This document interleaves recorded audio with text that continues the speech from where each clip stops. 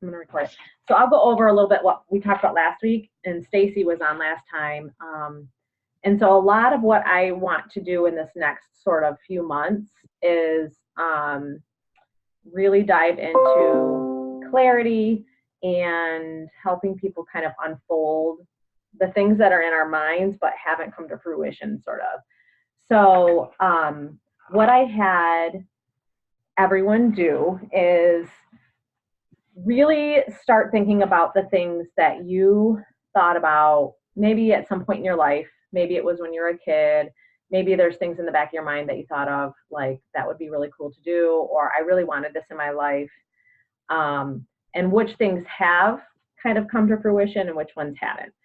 And just kind of like getting in touch with that, and recognizing that everyone goes through this. Like we all have dreams in some fashion, and then some dreams come true and some don't. And most of the time things don't come true is because we just have the day to day. And sometimes we're in survival mode. We're in kind of like regular life and just like, let's get through the day and let's do this and let's do that. And so that's kind of the behind the moment with behind the reason, the reason behind me doing this. And so, also helping us recognize that we have everything we need right now to be able to get what we want in life.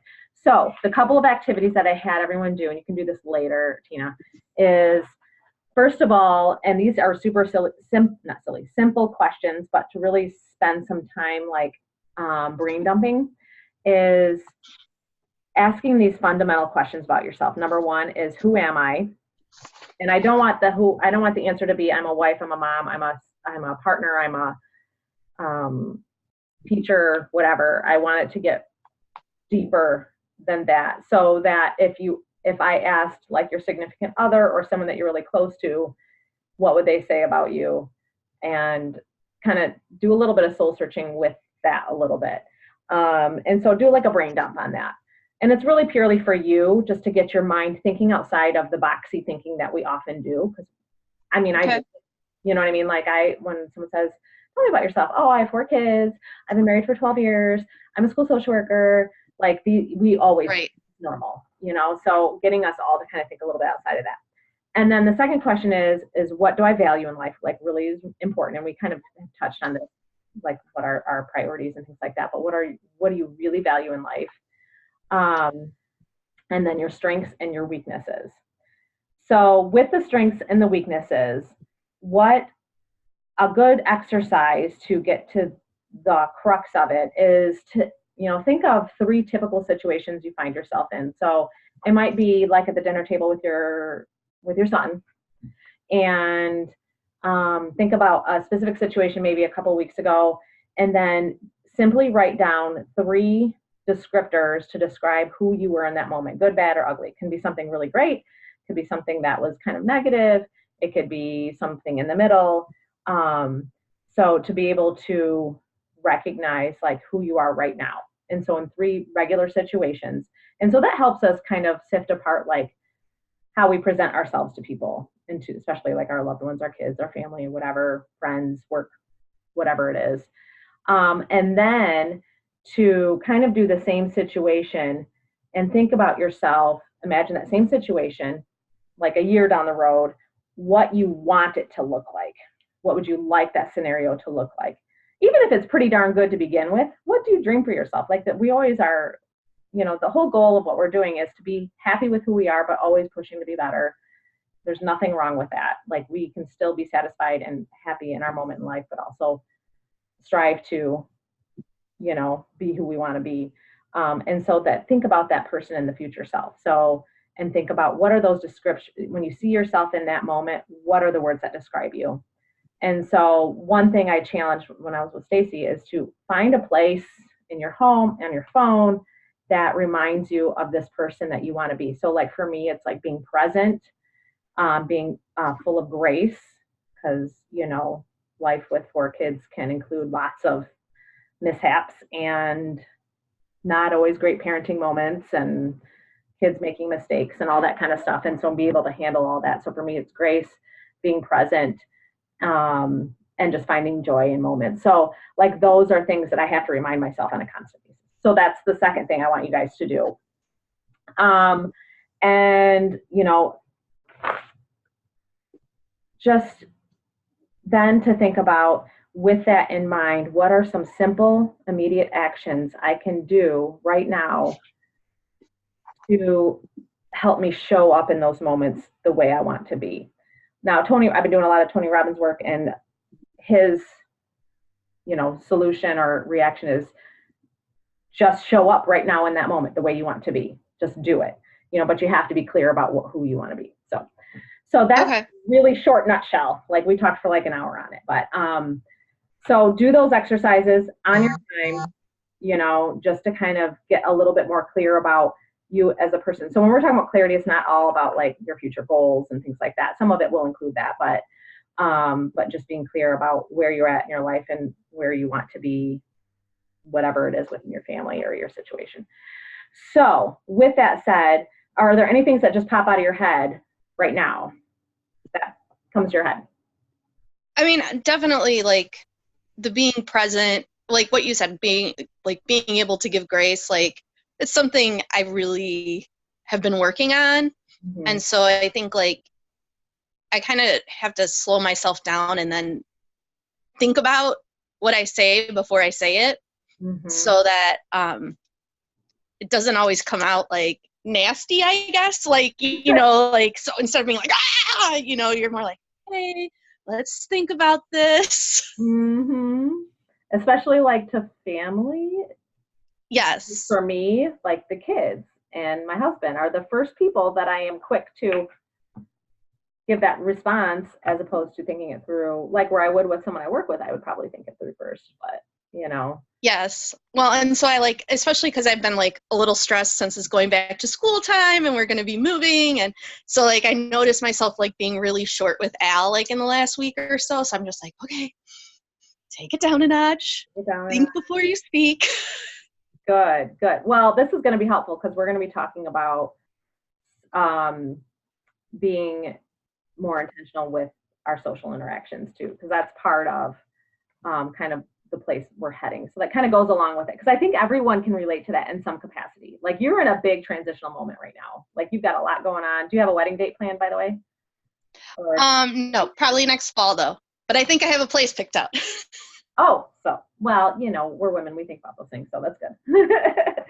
So step one is get moved in together. Yes. Get back to school. You're at the same stage. Actually, it's back to school before we move, but yeah. Right, flip-flop that. So yeah, but yeah, getting that taken care of, and then we can go from there. Exactly. So you do have a lot going on, but I think we all can relate.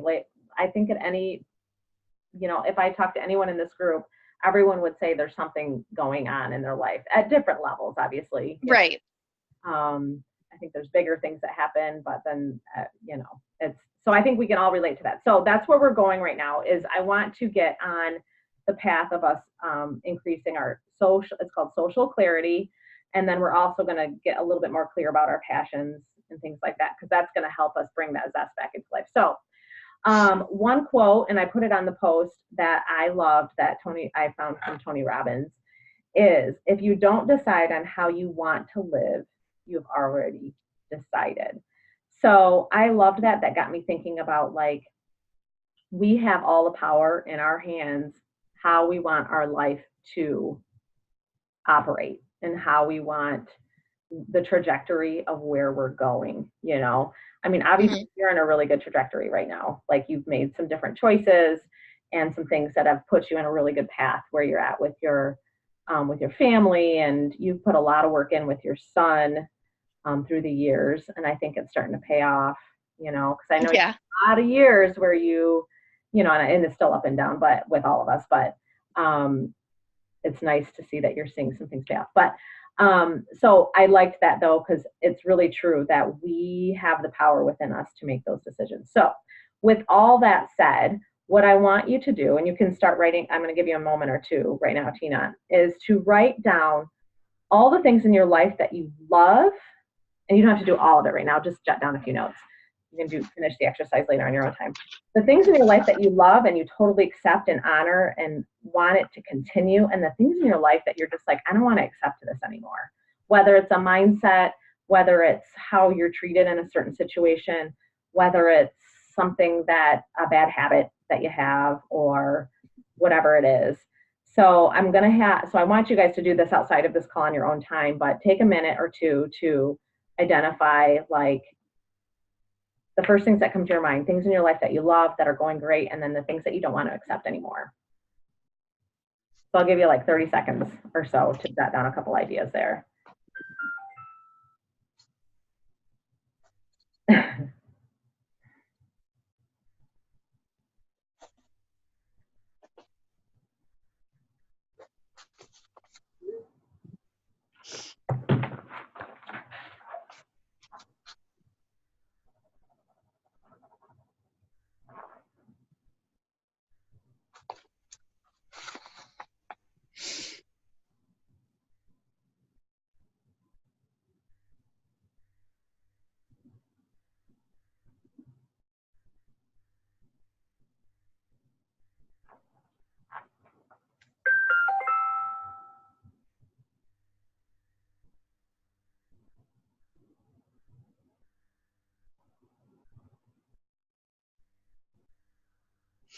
You got some ideas, Tina?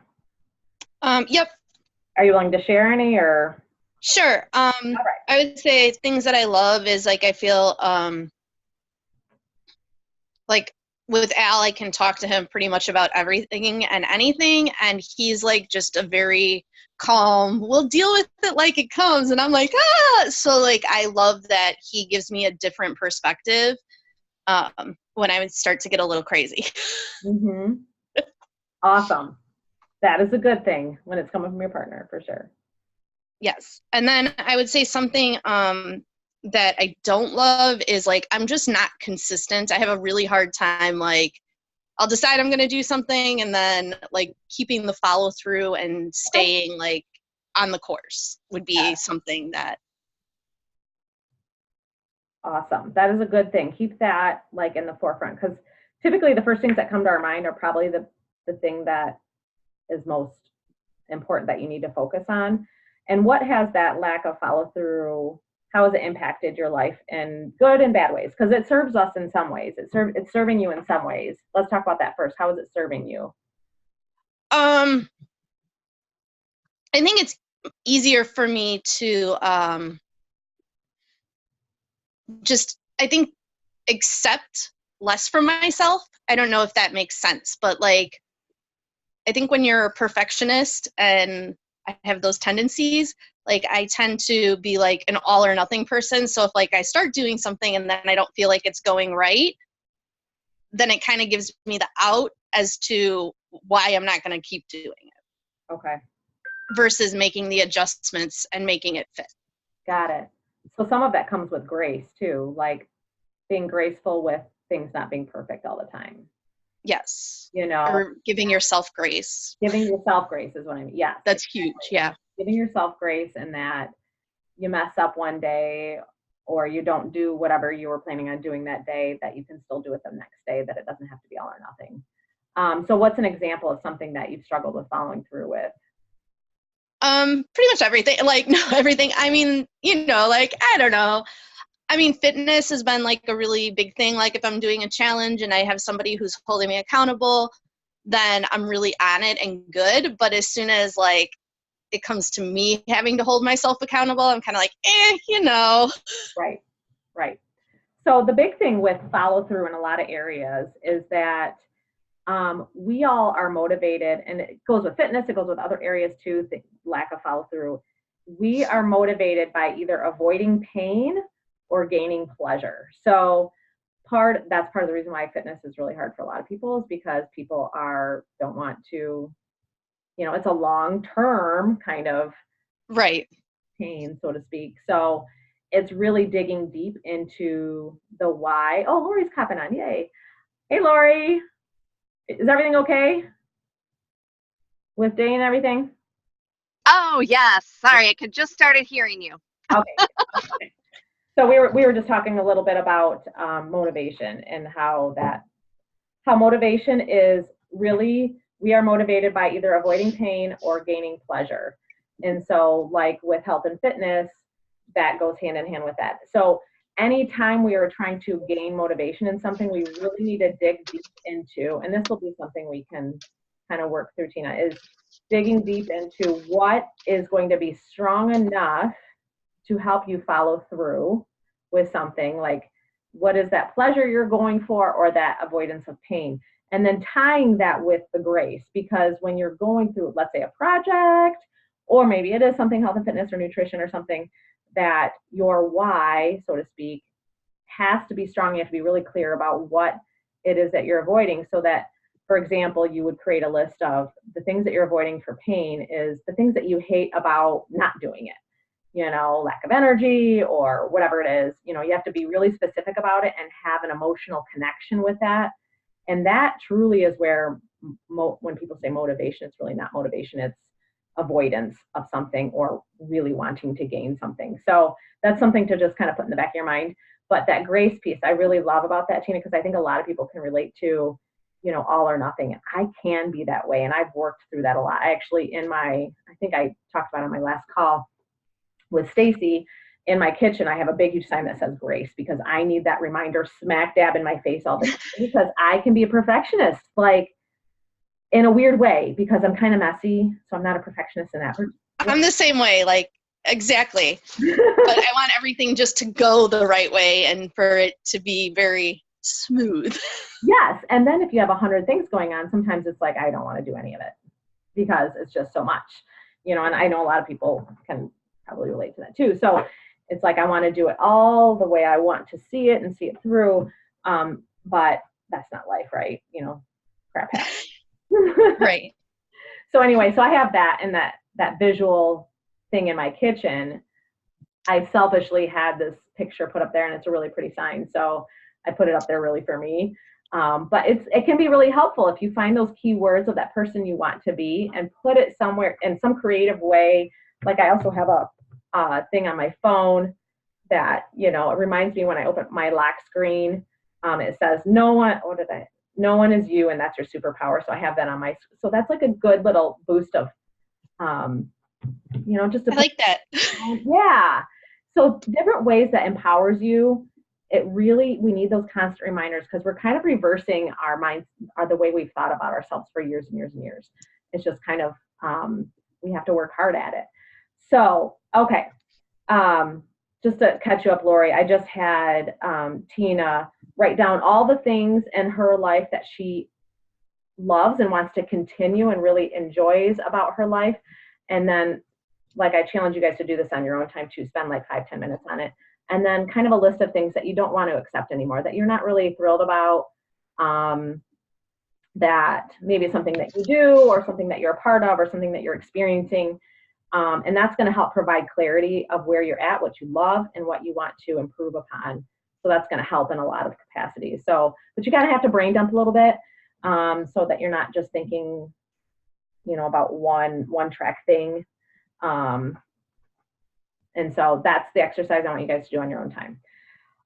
Okay, so we're going to talk a little bit about social clarity. So part of, once you have done that exercise in the full capacity, even though, Tina, I think you already kind of have an idea of some areas that you want to kind of relax, give yourself a little bit of grace with, is really understanding that person and those qualities we talked about earlier of the person you want to be, how you want to show up to people, whether it's your kids, people at work, whatever it is. And then really spending some time, whether it's in the morning or whatever, we've talked about this before, and being able to enter a situation intentionally and recognizing, what do I want from this situation? What do I want them to feel? What do I want to feel? How can I be good? How can I serve in this situation? These are good, like, obviously in the beginning, it takes time to get in the practice of thinking of these things. And this kind of goes along with what we were just talking about, Tina, with our kids and stuff, how we like snap, think, just comes to our mind and we blurt it out. But to be able to create that filter in your mind, how can I provide goodness in this situation? How can I serve in this situation? How do I want to feel in this situation? How do I want them to feel? So it's retraining our thought patterns to think about those things. For me, it's thinking before speaking. It's being that I want to create an aura of acceptance. Like that's something that, I'm working on. And that I want people to feel comfortable around me. Obviously that's my line of work too. So those are some things that kind of go through my mind. So that's something I really want you to kind of like ponder on a little bit and think about, who is this? What are your strengths with that? Like there might be some things you're really good at when you're in situations, but being able to think about situations before you enter it. So are there times that either of you go into a situation and you really do think through, okay, this is how I want to present myself. This is the outcome that I want. This is how I want to feel. This is how I want to make them feel. Do you ever have situations like that? Nope. What about with your students though, Tina? Or you've been a teacher for a long time, so you probably, a lot of it's. I don't really think I think about it a lot of times. Like, so I think maybe that's trying to be more conscious of what I'm doing or making it a more deliberate decision versus just, whatever comes out of my mouth, especially when you're dealing with like one-on-one situations or like, you got one of those kiddos who's really pushing your buttons at that moment. Yep. I hear you. How about you, Lori? Yeah, I would say every meeting that I run, I think about that. So that's kind of interesting that you bring that up. That's the context that I think of as I'm leading meetings in the work setting. I do think of all those things. So transferring that to other areas. Yep, transferring it to, and you don't want it to be a formal thing. Now it sounds super formal when I think about it. The goal is to make it pretty second nature, so that when we transition from activity to activity, we're intentionally transitioning. We're, like whether it's going home from work, or maybe it's just finishing up with dinner and moving on from the kitchen to whatever next thing that you're doing. Like, for example, I just had a friend over for a little while and transitioning my mind into coming into here, resetting my mind. Okay, this is what we're talking about. Even though I had already prepared kind of the stuff I was talking about, like, this is what I want to experience. So it can be a natural transition too. So in the beginning, it might be something that you think about a little bit more. Some ideas, and I talked about this with Stacy last week when she was on, was you could, to get yourself in the practice of it, you can set a timer you can put a timer on your phone a few times a day to breathe, stop, and, you could have a timer that just says, it beeps off and it says breathe, think about what's going on next. Or it could be just naturally within different changes in your day. When you wake up in the morning, you take 30 seconds to think about how you want to present yourself to your children or whoever the first person you see in the morning, your spouse or family. It could be, what was some of the ideas we talked about?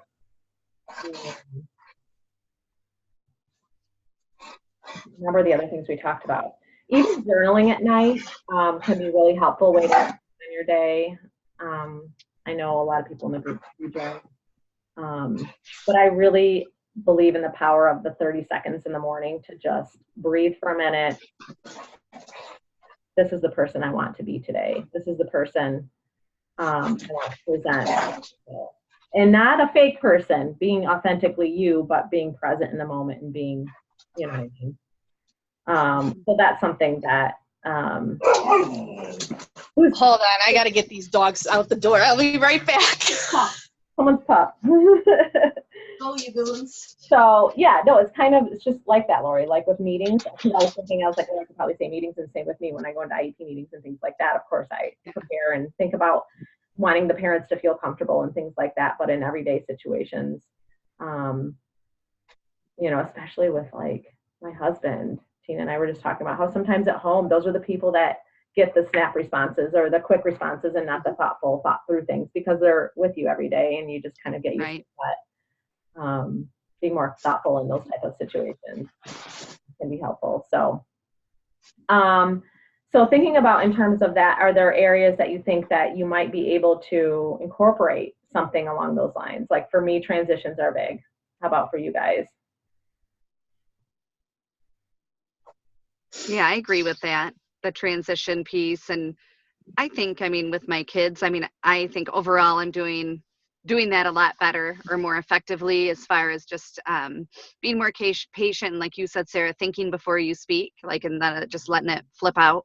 Like, so that is good.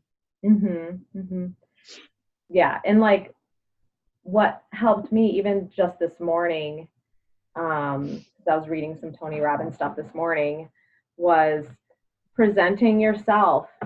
You know, you want to be a certain person. Like I aspire to be a super patient mom, that just my kids see me and they, in their image of me, as someone smiling and being patient with them. So his challenge, and I was talking to Tina earlier, was just be that person in the very next moment, be that person. And that was interesting because it's like, wow, it doesn't have to be that complicated, right? So as Brady walked in the room, I intentionally thought, I'm going to be really patient right now, instead of like, I'm in the middle of something. Okay, let's just appease him and so I can get back to what I was doing, because sometimes you do that. Like, okay, I'm going to stop, put down the things that I'm doing, and I'm going to listen to him and, you know, play with him for 10 minutes or whatever. So that really made an impact on me. So I liked that kind of thinking, was like, just be the person you want to be in the very next moment. And each moment, upon each moment, it does make a difference and change that. So, I think last week I did a post about our legacy. So it kind of goes with that, how you want to be remembered, you know, and that might help you kind of think about what are those words that you want for yourself. So with all that said, you know, we say all these things and it's all well and good. Are there times for either of you where you feel like you're so stretched thin that it's hard to even think beyond, or be able to think enough to say, okay, I need this moment to think things through, where you feel overwhelmed or jam-packed in your days that it becomes difficult? I think for me, definitely when I'm at school, like, you know, when you have 25 kids or 22 kids that are all wanting something from you or wanting different attention. And I mean, like last year, there was a point where I was just like, don't say my name. If you say my name, you're getting one of your behavior points off, because I couldn't even focus on the one person who really needed something, because everybody wanted something. And so I think like going into this year, like applying that a little bit more is going to be something I'm going to try and do. Not necessarily don't say my name, but like focusing just on that one person and trying to block the other things out. Right. So it becomes a little more meaningful in those interactions with my students. And that, I like that you're already thinking about that, because you can set the tone right from the get-go if you start doing it right from the start, and the kids will learn that when you're talking to one person that they need to wait their turn. You know what I mean? Right. So what are some other things that you think will help you kind of attain that goal, have a little bit more peace in your classroom? Oh, I don't know. You work with a tough population. I get that. You know what, honestly, I decided I'm just going to do a lot of like social emotional learning stuff this year. And if we don't get everything in the curriculum covered, we need to get covered. We're busy, we're doing something, and it's probably way more beneficial, because if they're not getting what they need, we're just going to do that, you know, like, and if you look in from the outside, because that's always what matters. Mm-hmm. Those people walking by and checking on what you do, right. Like we'll still be doing something and it'll be constructive. It'll just be a little different. So yeah, the social emotional piece is huge. Obviously, yes, my line of work, so I'm 100% on that. So yeah, that's a really good. I like that you're kind of thinking about that before the school year begins, because it can get crazy. And it's just like with my own children. I say that to them sometimes. If I hear the word mama one more time, I'm going to lose it. mama, Right. mama, mama. You know what I mean? And it's the same thing with kids at school. So, but setting the tone right from the start will make a big difference too, you know, with the kids. Mhm. Yes. How about you, Lori? What were you going to say before? Oh gosh, I lost my train of thought. But Times where what you was your feel question? overwhelmed, when you feel so overwhelmed that it's hard to even Oh, stop yes, and be like, that okay, was my I'm gonna be answer. intentional. Yes. You know, like there's times when we're just like, "Rah," just trying to survive the day, you know. Yeah. And I think for all three of us, since we're all in education, like right now, it's kind of the calm before the storm. That I know come, you know, when school gets crazier, it will get busier and we'll all start having more of those days. Right now, I'm pretty calm and relaxed. Yeah. Me too. Yeah. And I think for me, even at home, just the range of our kids' ages is sometimes kind of a barrier to get through. So, like, my oldest is going to be 17 this winter, and then Maddie, my youngest, is 8. And so, just the needs look so different that sometimes I get frustrated with myself that the little kids get more attention because they're just more vocal and in your face. And really, that's not necessarily how it should be going. Do you know what I'm saying? I mean, not that if they need some more things here and there just because they're younger, but I feel like sometimes that takes away from, in particular, Dane, because he will be 17 and then the next closest is 12. Mhm. So, you know, that's a pretty big gap. And then it's 12, 10, 8. So Right. they are kind of like in a group together and, you know, they can get their needs met pretty uniformly. Mhm. So that's something that I've also been trying to work on and not be frustrated because it's been an adjustment that's also like teenage time is totally different than everybody else's time. So, you know, he'll want to talk at 10 o'clock at night or, I mean, just because his clock is just different developmentally, you know, so just trying to, like you said, having patience when those things come up, when you're like so tired and all you want to do is go to bed. And almost like saying to yourself, my child, this is meaningful to my child right now. I'm going to show up in this moment. Right. Right. 15 minutes, Mm-hmm. you know, and maybe even some other thoughts too, because I can relate because my 3-year-old and my 6-year-old rule the roost in our house. Mm-hmm. And my 11-year-old, Mm-hmm. and sometimes my 9-year-old, they are forced to be patient and wait. And sometimes I'm like, it's not fair to them. Although it's Mm-hmm. good for them to be, Yeah.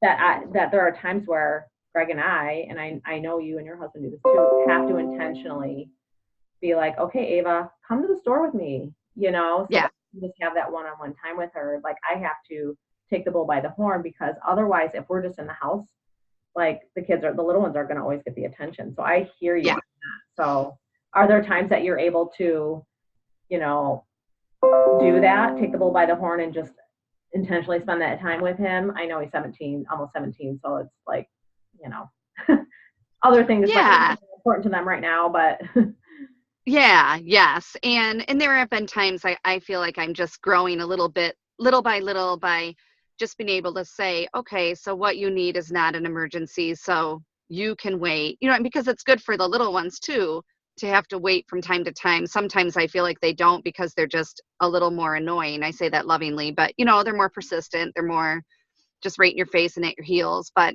um, yeah, so I feel like that's coming along, that we do a little bit better job of saying, you Mhm. know, okay, you're going to have to wait because Dane needs something and he's been waiting, you know, for like a year. No. I know, right? Like, So, and I do think someone recommended to me, and I think that we're going to start doing this, um, taking them each like out to breakfast separately, you know, over the span of us of a few weekends, because we have 5 altogether. But just that the quality of conversation you have is so different, mhm. you know, when you have just one of them versus even when you have a 2 or 3 of them. We usually never have less than 3. So just really being intentional about that time with them. Because like you said, you can try to carve it out, but a lot of times then stuff comes up or, you know, Mhm. something real derails it. Absolutely. It can be Mhm. powerful too, and it'll mean so much to your kids. We just started this like a year and a half ago where for each of our kids' birthdays, we Greg and I will take that one child out to a movie and out to a dessert. And it's that one-on-one time with them where we spend talking or whatever. At dessert afterward, we go and get these high, ridiculous dessert. And they look forward to that like you wouldn't believe, because they get us to themselves, like two of us, 2-on-1. It's usually like 1-on-3 or 1-on-4 or whatever, 2-on-4. And that, I bet you that would mean so much to them, and it will mean so much to you. Yeah. I like that. That's a really good one. I agree, intentionally carve that time, but also, like you said, those times when your kid comes to you and and you're tired and you're ready to just switch that thought, take a moment to be like, this will mean a lot to both of us at the end of the day.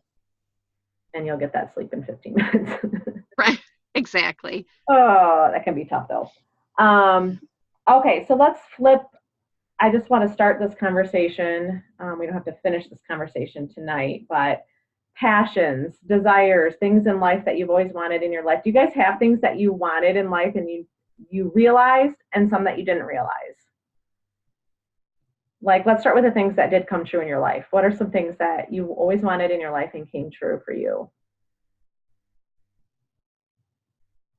I would say for me, like, having a good relationship with someone, and like the fact that I'm getting married again, and the fact that like we bought a house, and like those are all things I always saw, but when I got divorced, like it just all went away. So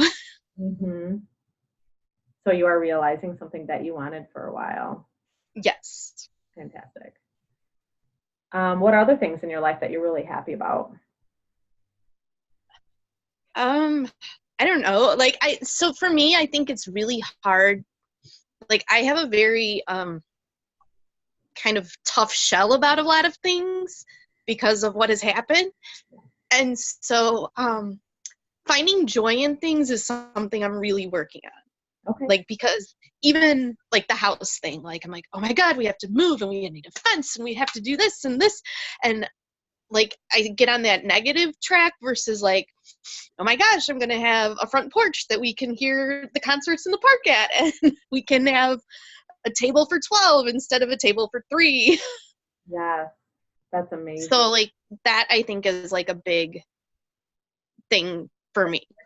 And what's wonderful though that I want to point out is that you recognize that. That is like a huge first step, that you're recognizing, like, you've gone through some incredibly difficult things in your life, and you're coming out the other side, but it doesn't mean that you haven't been bruised a little bit along the way, and it taints your vision on the world a little bit. So I want to challenge you on something that I was challenged to do, is to, and maybe you already do this, I have no idea, and it's super simple, a lot of people do it, but is each morning or right before you go to bed, jot down 5 unique things about your day that you felt really pleased about, happy about, grateful about. And I don't want it to be generic, my son, my fiance. I want it to be like, someone at work brought me a cup of coffee, or I got a really good night's sleep, something unique, different, and different each day. Okay. That will help you. You've got to retrain that muscle, because the other muscle has been strengthened through some really negative events that happened in your life, that you've been so focused on raising your son and working through that it's been hard for you to focus on that part. But now it's time for you, right? Yes. It's right. Definitely. And so that's a simple little thing that you can do, because retraining your mind, it just takes persistence and consistency with doing things like the journaling, or stopping and thinking and being like, how do I want to present myself right now? You know what I mean? Like the moving day, you're probably going to feel a little anxious about. So yeah. Really, I totally do. Yeah. To think about today, and in the morning, think of, this is a really positive, like, point in my life. It's going to be a long day. It's going to be a busy day. It's going to be a tiring day, but it's also going to be a day that changes our life. And so these are things that you'll intentionally have to do along the way to keep working through that. So, and you're going to get there. You will get there. Yeah. I want to challenge you to do that. Try that out. Get a little journal, buy something at Meijer or whatever, or maybe have one. Okay. And make it like a special book and doesn't have to take that much time. Like, don't make it stressful. If you miss a day, don't worry about it. You know what I mean? Like Right. I try to do more days than not. If I miss one, I'm like, it's okay. But it's helping retrain your thinking. So yeah, try that out. I will do that. Awesome. All right, Lori, how about you? Some things that you have realized, things that you wanted in your life that have come true. Yeah. I just have to tell Tina, I mean, I hear you, sister. Like that, going through a divorce and having to retrain your brain about not assuming the worst after you go through something like that. Yeah. I just had to affirm that for her. Because it is, I mean, it's very difficult not to fall back into those patterns of just not finding joy in your new life, I think. Yeah. So kids, I always wanted kids. Now I've got a bunch. Travel, travel. And I guess like being part of a community, like I love our neighborhood. I love that we have a bunch of kids in our neighborhood. We have a bunch of adults who are really kind and nice and friendly. You know, that's just something that growing up I didn't have, that we lived up north and we lived on a 55-mile-an-hour road, and, you know, houses were pretty far apart. So it was like you just didn't have a lot of contact with people. So I really enjoy this. Mm-hmm. Fantastic. How about things that you hope to realize in your life, whether it's a passion of yours, a dream of yours, or something for your family that you hope for that hasn't happened yet, or that maybe you haven't, it's been put on the back burner? Yeah. So, okay. Well, I don't know if this is necessarily what we're talking about, but one thing that like I aspire to is that all of our kids enjoy coming home. Do you know what I'm saying? Like, and so that's kind of a future goal, that we're laying the foundation and the groundwork now, that our kids always feel comfortable. Because again, like that's not how I was raised. You know, I hated going home. Once I went to college, I never went home. I mean, rarely, maybe just in the summer if I absolutely had to. But so just having that welcoming home, that anybody can come anytime, that all the kids feel like it's their home, you know, even if they're graduated and moved on or whatever. And I guess also probably like taking our whole family, our combined family, on like one more substantial trip to have some experiences before Dane goes to college. Mm-hmm. That's awesome. Because we don't have, just with custody and all of that, you just don't have a lot of opportunities to have them all together. Mm-hmm. So we're trying to figure that out and create a really make it happen. Mm-hmm. I love that. That's awesome. What about like personal things, like things that something you haven't been able to do for yourself that maybe you wanted to do, whether it's getting like a fitness certificate, I'm just throwing random stuff out there. Right. Writing a book someday, or I don't know, running a marathon, or bucket list kind of things, sort of. Yeah. Not really a bucket list, but just like kind of dreams that have just been out there that you've never really thought about because of life, you know? Mm-hmm. Yeah, I'd love to get back to running. I ran a marathon several years ago, and I would love to run even another half. And that's something that I've put totally on the back burner because the time that it takes. Yeah. Like training for the marathon. I mean, there were days that I ran all day. I mean, It felt like it was all day because I was slow. Several hours. It was like running to East Lansing and back from Williamston.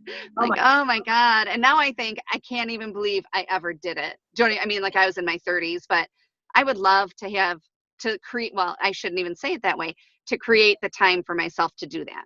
Because that's really what it's about, is creating that time. And I don't know that I would be able to really run a full again, but I think I could run a half. I just haven't dedicated that time to myself to do the training ahead of time.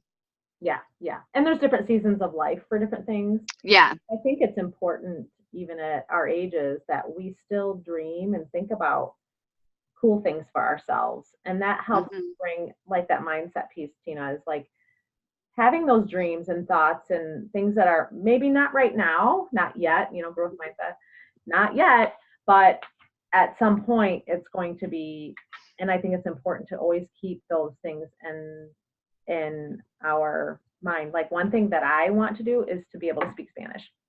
I've always wanted to do it, and just life, I took a couple years in college and I started to be able to have basic conversations. It's all gone now. But that's kind of like something that I really, the time's not right now, it's something I want to do. Obviously, my life coaching business is a big one. Like I want to grow it, and I want to be able to I want to grow my own skills, which I'm working on, things like that. Is something that is personal to me, that's separate from my family. Obviously, I have family goals that are very similar to yours, Lori, is like, I always want my kids to want to come home. Like I always want them to come home. So having those family goals with your significant others, your kids or whatever, and personal goals, I think are important to get real clear on and understand, not because you're going to run that half marathon right now necessarily, but that you do have things in your life that you want to aspire to. Maybe there's certain things that you're working toward now. Maybe you're not, but it's at some point that will be something that you can and look into, because you honor yourself. You need to honor yourself and who you are. And it's kind of like that filling the cup kind of thing, but that it's bigger than that. It's this is your life right now. This is the life, and why not create the life we want?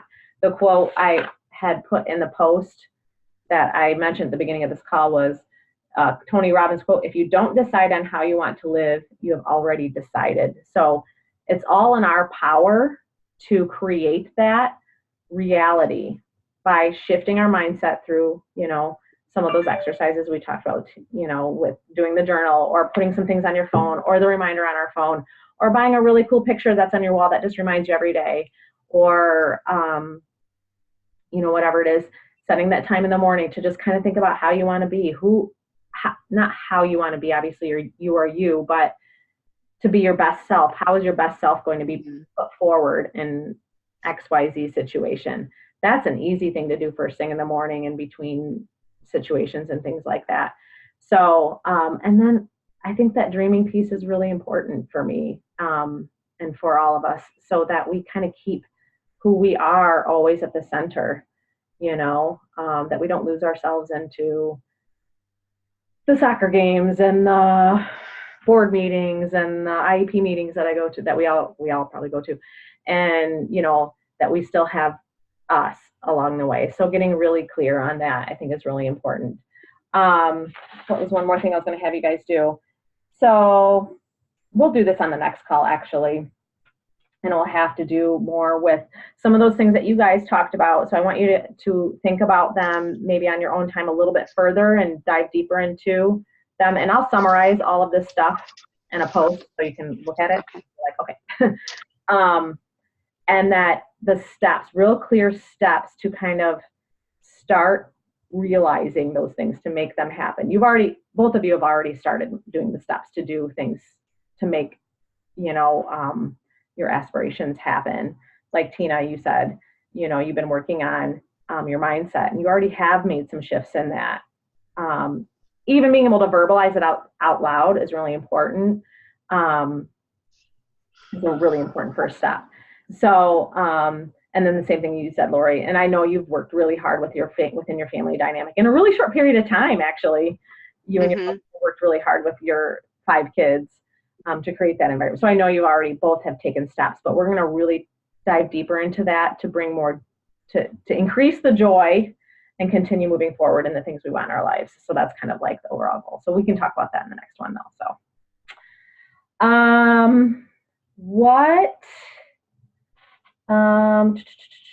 no, I'm just going to go over this next time. So other than that, we'll start closing up the call, but is there anything, let's kind of end it with something really positive that happened this week. Do you guys have anything that you can share that was really positive, that you're really proud of, or was just really exciting thing that happened?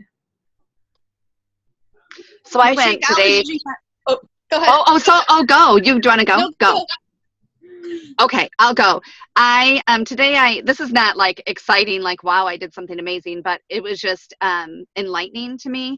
So today I went to a full day training, like a superintendent's academy for new superintendents. And actually, I did not realize that the Michigan Leader Institute was basically bought or absorbed by Genesee ISD, which those people are amazing. I've never if you ever have an opportunity to see GISD present any of them, they Okay. were priced up among the best presenters I've ever seen. And I'm just going to say that's rare for an ISD. Yeah. I mean, in my experience, Mhm. ISDs don't typically have that level, that like high level of presentership. But it was amazing to me. They talked a lot about just the number of people who are unhappy at their work, and that they had national data, like 13% of people, that is the percentage of people who actually said that they enjoy and are engaged in the work they do, which is amazing to me. There's a lot of people left that aren't, but then just talked about what opportunities we have as educational leaders to really create happy spaces, and that historically it's always, in the United States, it's been work hard and be happy. And it's really the other way around. Like, we need to create that happy culture and environment, and then people are successful. So I just thought that was cool. It is so true. My principal is amazing. I have to say that because, obviously principal, it sets the tone. My principal totally does that, and we've all recognized it from the start. She's so focused on everyone feeling fulfilled in their job and feeling happy and appreciated, and that makes people work harder. It makes people want to do a good job. Yeah. You know what I mean? It makes people feel more fulfilled. Anyway, so that's awesome. That's a great takeaway. So how about you, Tina? What were you going to say? I was going to say my Shakeology finally came today, so Yay! so yeah, I'm going to start my 100 days tomorrow. Oh, you're going to do the 100 days. Yes. I'm on day 4 today. Yep, me too. Good job. Yes. Woohoo! It's awesome. I love it. I love her. I'm obsessed with her. She's amazing. And I just suck at doing much more than 30 minutes right now. So I love that they're just short enough. They're like 21, 24 minutes. And she's so cute. And it's just different. And I like it. Yeah. I agree, 100%. So cool. Yay, Tina. Yay. Have you started any of the workouts yet?